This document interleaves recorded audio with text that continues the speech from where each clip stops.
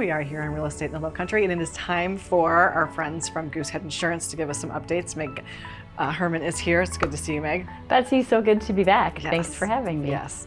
So, it's always really interesting when you're here, or when Kate's here, even when Alan's here.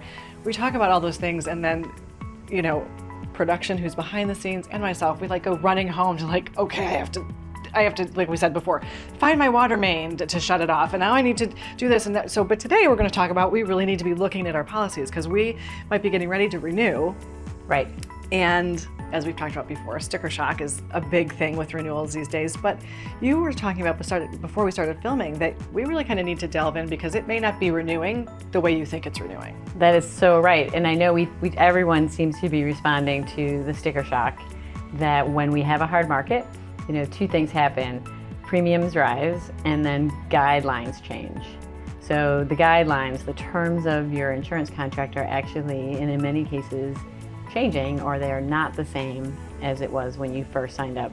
The company is offering you a renewal, but that renewal could be different than what you signed up for to begin with 2-3 years ago. And I think we all get a little bit complacent, with auto insurance. I said, okay, your renewal's coming up next month, everything's good, you're all renewed, here's your new ID cards, and kind of the same thing happens with homeowners insurance. Right. So, but when you're talking about the guidelines changing, when we get that renewal, what is it specifically that we should be delving in and really looking at to see what has changed? That's a great question. So the front page of your policy packet is what we call the deck page. Right.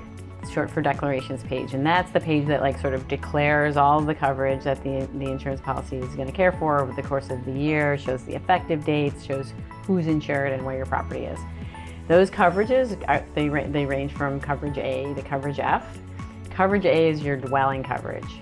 So the first thing you want to look for is, what is my house insured for? Right. And often we're seeing insurance companies they're changing the dwelling amount, usually to keep up with the cost to rebuild.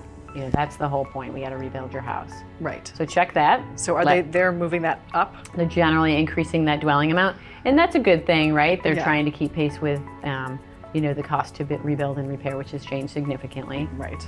But you still need to review that number with your agent. Then the other thing that you'll see changing is, if you go down to the deductible section, we're seeing pretty big shifts in the terms there. Often we think about, our biggest exposure, the exposure for wind, hail, hurricane. Right. We're in an area prone to storm. So the deductible that's associated with the wind, the hail, named storm, or a hurricane could change from year to year.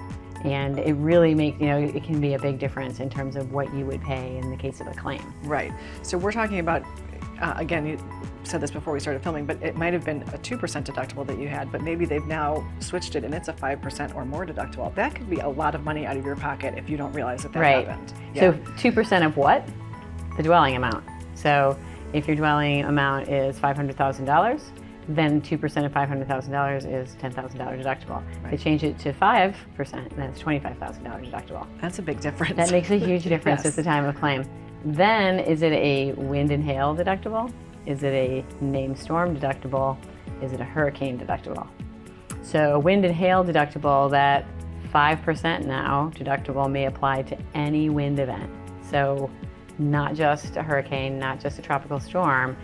I mean, just a plain old bad wind in April, not named. Right. So now you have a $25,000 deductible for just a plain old storm.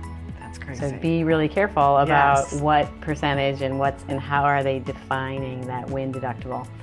Named storm deductible would be that percentage deductible applies when the storm is named by the National Weather Service, Tropical Storm Hurricane Meg, Tropical Storm Betsy, or in the most advantageous case, you have a hurricane deductible, only applies when there's a named hurricane.